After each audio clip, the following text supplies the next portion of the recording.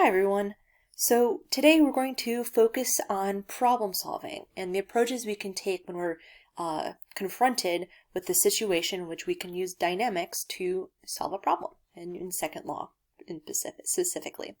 But let's start off with this warm-up question. So why don't you take a moment here and pause in just a moment to read over the question, think about your answer, and then check in again to see if your answer is right.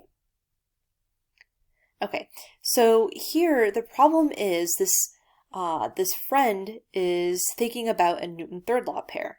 So yes, there is going to be an opposite force pushing back with the same amount, but this force is acting on a different object. It's not also acting on the box. So the box only has the force of the pushing acting on it, while the person is being pushed back by the box. So the box is still going to accelerate and everything is right with the world. Okay, so let's look at this problem here. Actually, let me scroll down. There we go. So we have a pair of fuzzy dice and it's hanging on a lightweight thread from a rear view mirror of a car. They move forward and hang at an angle of 53 degrees from the vertical while the car is braking to a stop. What is the magnitude of the acceleration of the car as it's braking? All right, so let's imagine that the car is moving rightward. All right, so if the car is braking, right, these fuzzy dice, they follow Newton's first law, right? They're going to keep moving with a constant speed, constant velocity, unless acted upon by a net force. So these fuzzy dice want to keep moving forward. So as the car brakes, they're going to look forward with respect to the car. All right, so if I draw, right, the first step in problem solving is drawing a diagram. So here it's going to be a free body diagram where the object we're analyzing is the fuzzy dice. Forces acting on the fuzzy dice are going to be the force of tension due to this string, this lightweight thread, as well as the force of gravity. So force of gravity points straight down, where this tension force is going to act up and to the left because the dice have kind of, so to speak, swung forward as the car is braking. If the car was accelerating, they'd swing the opposite direction. But nonetheless, we've got two forces here acting on our dice, and just to help us visualize things, I just kind of drew a vertical axis there, because the problem tells us that this angle here, that angle is the 53 degrees, right? Because this is with respect to the vertical. All right, so we want to determine acceleration. Well, since we're dealing with forces, we want to find acceleration. Let's apply Newton's third law, right? So we're going to sum the forces. Since we have forces going on at angles here, we're going to need to sum the forces both horizontally and vertically. All right, so let's say rightward is positive.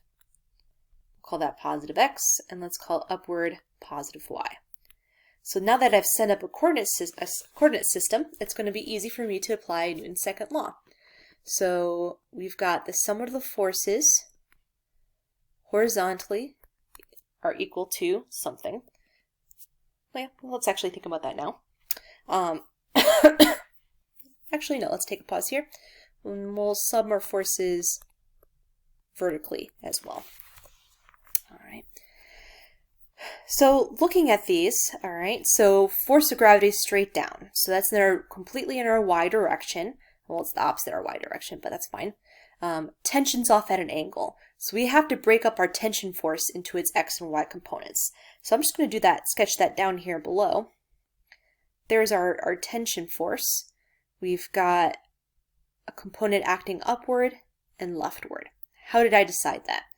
Let me just right here, tension, this is my y component, this is my x component. So the way I decided this was basically I need this tension, I can just verbally describe it. Oh, that tension's acting up and to the left. Oh, so my y component's up and my x component's to the left. All right. So breaking this up, we see here for my angle, the adjacent leg of my right triangle is the y component. So my y component of tension is going to be the total tension, the hypotenuse, times the cosine of theta. Similarly, the opposite leg of my triangle is the x component, and that's going to be sine of my angle.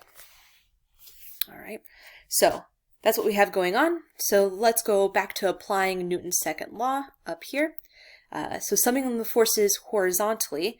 Well, horizontally we have solely the x component of tension going on.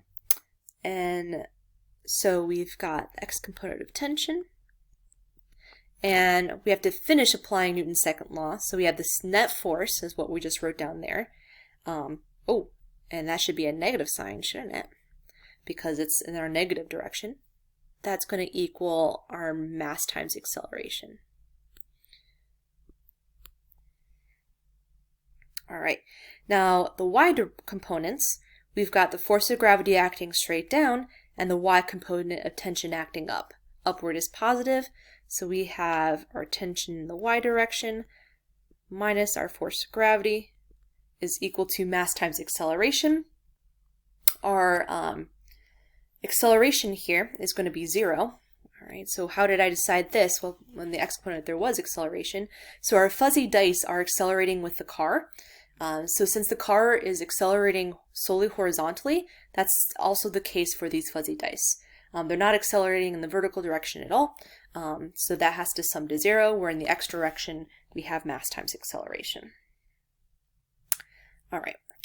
So I'm going to plug in my sine and cosine expressions here. So for my x component, or my x direction, we have tension times the sine of theta is equal to mass times acceleration. And my y direction, we had the y component of tension, so t cosine theta, minus the force of gravity. Let's plug in the expression for force of gravity, which is mg, is equal to 0. All right, so since the goal in our problem here is to solve for acceleration, well, my first equation here has acceleration in it, so let's focus on that. Let me see if I can just solve for acceleration by itself. Looking at that equation, we're solving for acceleration. Mass, we do not know mass. Angle, we know. And tension, we do not know the force of tension. Those are not given. So I have two, well, actually I have 3 unknowns. So we need at least another equation. All right. And so a lot of times in the problems, so I guess I'll mention this right off the bat, if your prompt does not mention mass, we're going to hope that mass cancels out, and most of the time it should. So in this problem, since mass is not given in the prompt, it's probably going to be canceling out. Okay? So it's not an unknown we would necessarily have to worry about, and we'll see that here in a minute. So the unknowns that we have are tension and acceleration. So I do need to solve this system of equations because tension is involved, and I don't know the value of tension. So what's nice is that we can rearrange the second equation here. So we have the first equation and the second equation. We can rearrange the second equation for tension and plug into the first. So doing that, so looking at the second equation, so we have t cosine theta is equal to mg. So therefore, tension is equal to mg divided by cosine theta.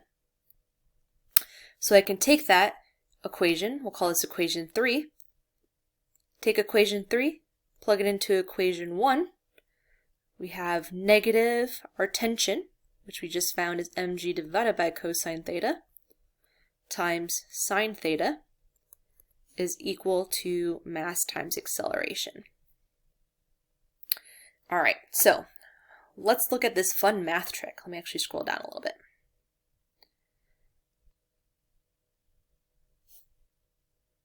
Oh my gosh, all the buttons are coming up. Okay, so I don't know about you, but when I look at this, and maybe throughout the year you'll start seeing this too, what I see are 2 trig functions. I see sine of theta, I see cosine of theta. I also see that the statement here is equivalent to sine divided by cosine theta. Sine divided by cosine, that's tangent.